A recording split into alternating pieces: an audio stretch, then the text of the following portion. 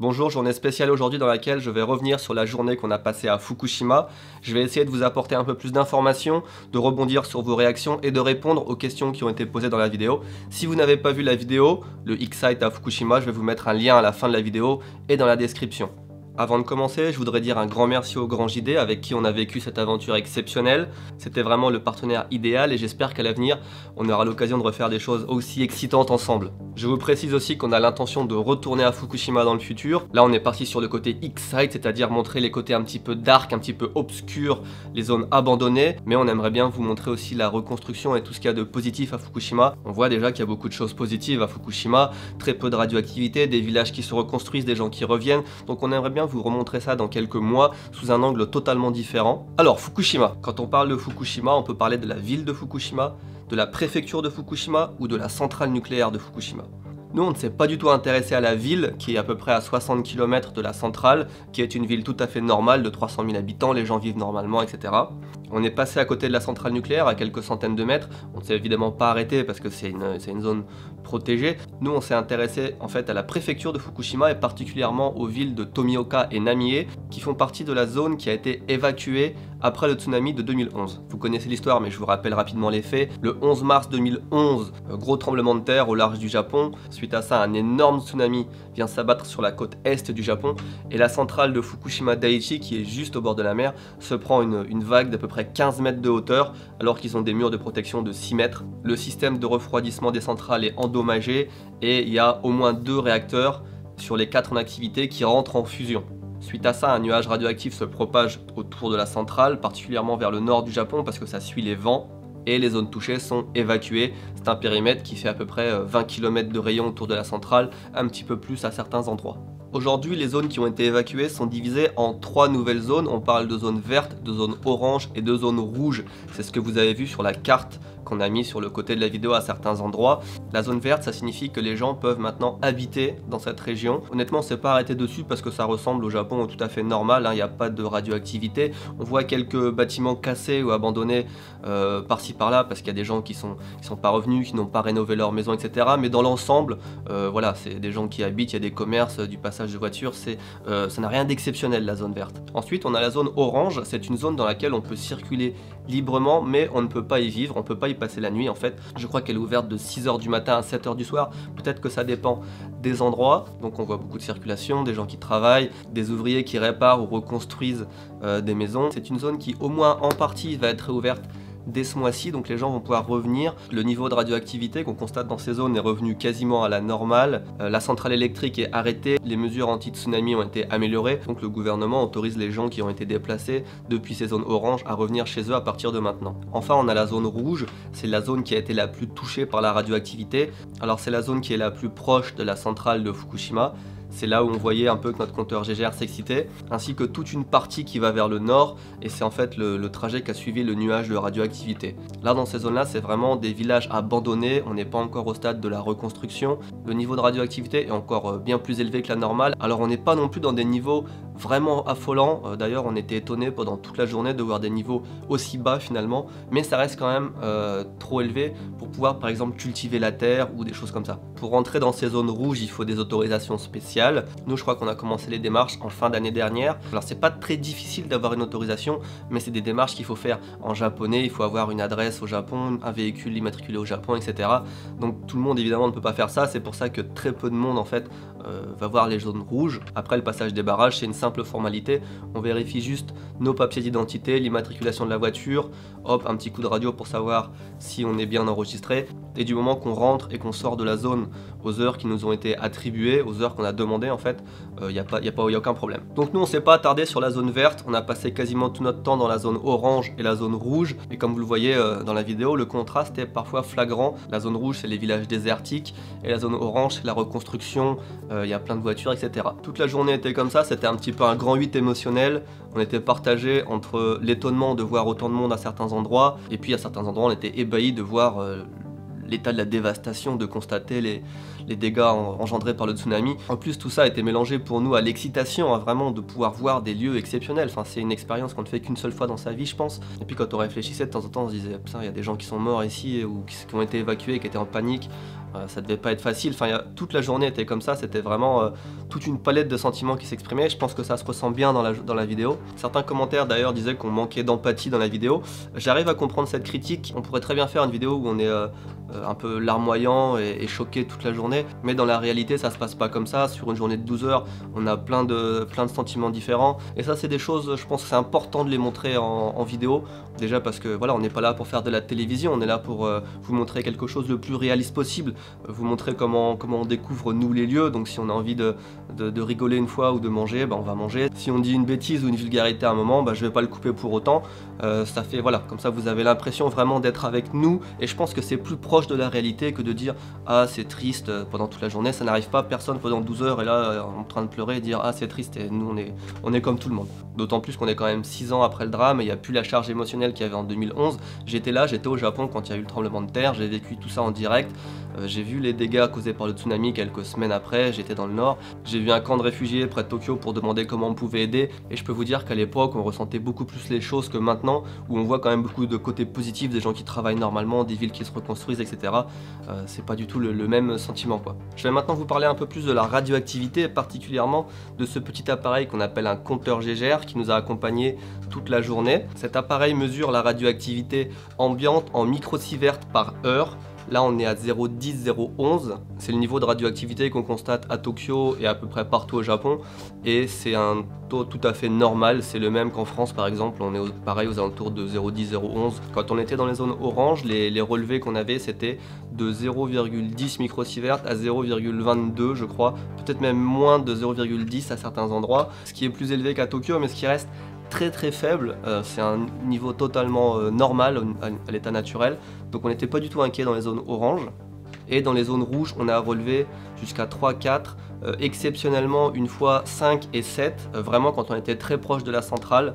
Dans les zones rouges le niveau de radioactivité est donc bien plus élevé, mais ça reste relativement faible, c'est-à-dire que c'est beaucoup plus élevé qu'à Tokyo, ça peut être 40 fois plus élevé qu'à Tokyo, mais ça reste des niveaux très faibles qui n'ont aucun impact sur la santé, aucun impact immédiat. En tout cas, il faudrait vraiment rester des années sur place et par exemple cultiver les produits de la terre pour ressentir peut-être un impact sur la santé. Donc on n'était pas du tout inquiet. Après, les relevés qu'on a dans la vidéo aussi valent ce qu'ils valent, parce qu'un appareil comme ça, il lui faut quand même 30 secondes pour avoir un relevé précis. Comme nous on était en voiture et qu'on bougeait beaucoup, on constatait des pics, mais c'était pas forcément des mesures très exactes. On pouvait juste voir que effectivement la radioactivité augmentait ou descendait, mais c'était jamais très précis. Donc c'est pour ça on se fiait plus aussi au compteur Geiger qui avait dehors, qui était sur place. On n'était pas non plus parti comme ça sans se renseigner, hein, aussi bien nous de notre côté que le Grand JD en Suisse. On a contacté des professionnels, les autorités, etc. pour savoir si c'était dangereux ou pas, est-ce qu'il fallait du matériel, etc.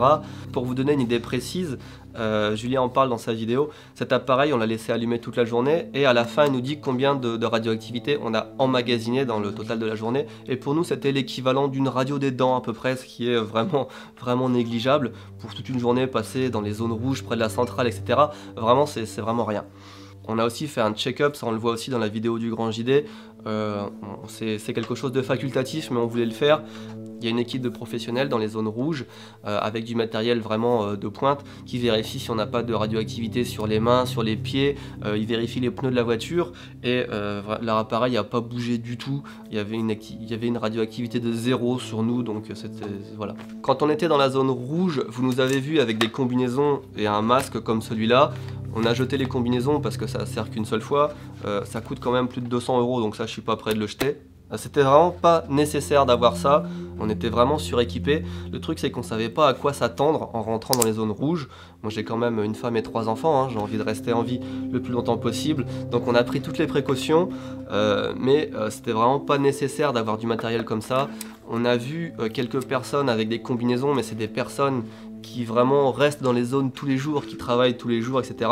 Et encore, ils n'étaient pas fermés dans des combinaisons hermétiques comme nous. Et on a vu absolument personne avec des masques comme ça. C'est vraiment en arrivant tout au bout de la zone rouge qu'on a vu que les niveaux de radioactivité en fait n'étaient pas si inquiétants que ça, et que même les gens qui travaillaient dans la zone rouge, ceux qui nous ont screené la voiture, etc., avaient pas de masque non plus. Après, je regrette pas d'avoir pris ce genre de matériel parce qu'on aurait pu en avoir besoin, et si on l'avait pas eu, on aurait été mal aussi. Et puis voilà, ça fait un souvenir. Je vais m'arrêter maintenant 2 secondes sur les endroits qu'on a visités, les endroits dans lesquels on est rentré. L'Excite, vous le savez, c'est beaucoup d'urbex, de l'exploration urbaine. Notre but, c'est beaucoup de rentrer dans les bâtiments et de vous montrer comment ça a été figé dans le temps. C'est un petit peu un voyage dans le passé en fait. Pour ça, on est rentré dans pas mal de bâtiments. Alors la règle qu'on s'était fixée au départ, c'était juste de rentrer dans des bâtiments publics ou des magasins, des choses comme ça. Pas de maison de particulier parce que voilà, c'est toujours... on voulait pas rentrer comme ça dans la vie privée des gens.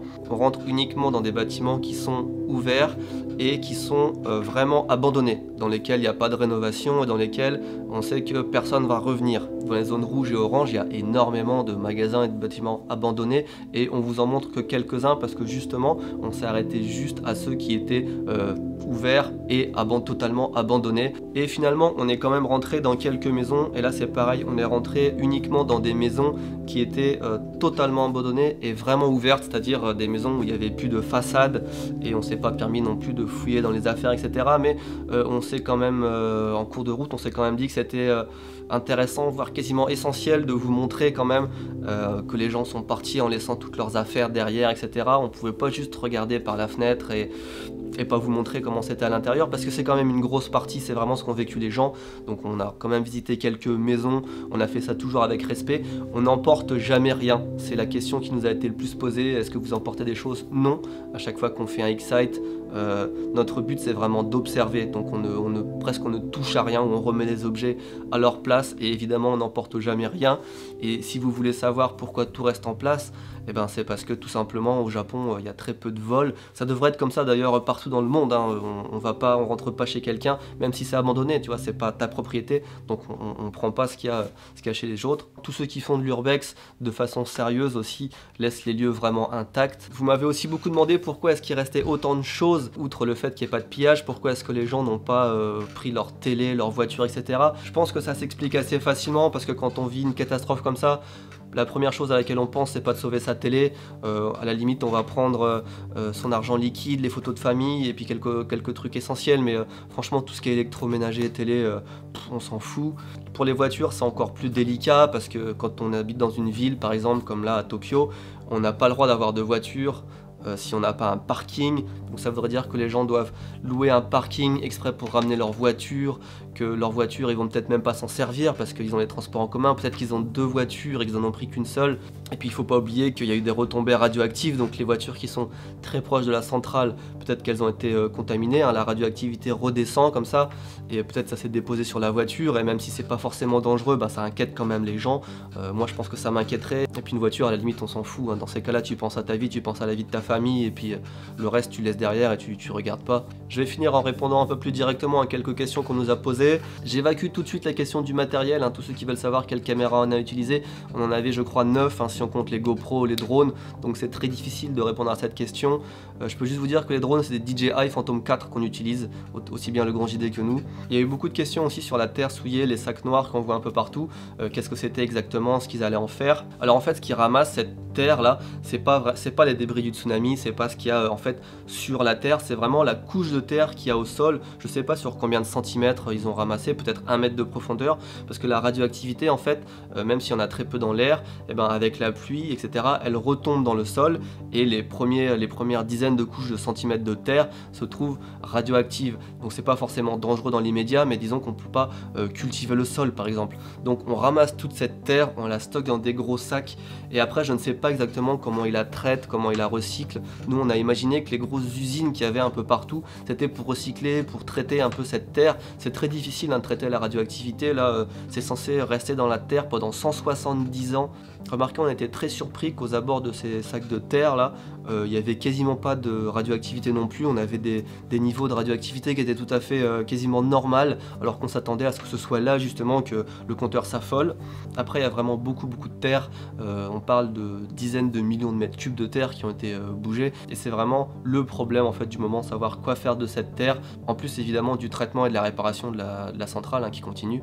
Un petit mot aussi vite fait sur les animaux sauvages. On nous a demandé s'il y avait des sangliers, des choses comme ça. On s'attendait à voir pas mal d'animaux sauvages, des sangliers, des tanuki, c'est des ratons laveurs, des chiens, des chats errants, etc. et on n'en a vu aucun. On a été très surpris. Pourtant on a vu à la télé des reportages qui montraient des sangliers qui saccageaient tout, etc. On entend beaucoup de choses sur les animaux qui vont dans les maisons. On n'en a vu aucun. Alors je sais pas si c'est que parce que maintenant il y a beaucoup de gens sur place et que les animaux ont battu en retraite, ou si c'est qu'il y a eu des campagnes pour les chasser. Si on a eu, c'est très efficace parce qu'on a été vraiment très étonnés sur ce point-là. Est-ce qu'on a eu peur? Pas mal de gens nous ont demandé si on a eu peur, etc. Honnêtement, pas tellement, parce que quand on commence à gratter, à préparer ce genre de vidéo, on se rend compte qu'on s'inquiète souvent pour pas grand-chose. Et quand on est sur place, c'est encore plus rassurant parce que voilà, on voit des centaines de personnes qui travaillent, etc. Il y a des machines qui relèvent la radioactivité un peu partout dans les rues. Donc on se rend compte assez facilement que en fait on s'inquiète vite pour rien. Et à part genre au tout début quand on est passé près de la centrale et que là le compteur Gégère a commencé à augmenter un petit peu, ça n'a pas duré très longtemps. Là on s'est dit qu'est-ce qu'on fait si ça augmente encore plus, etc.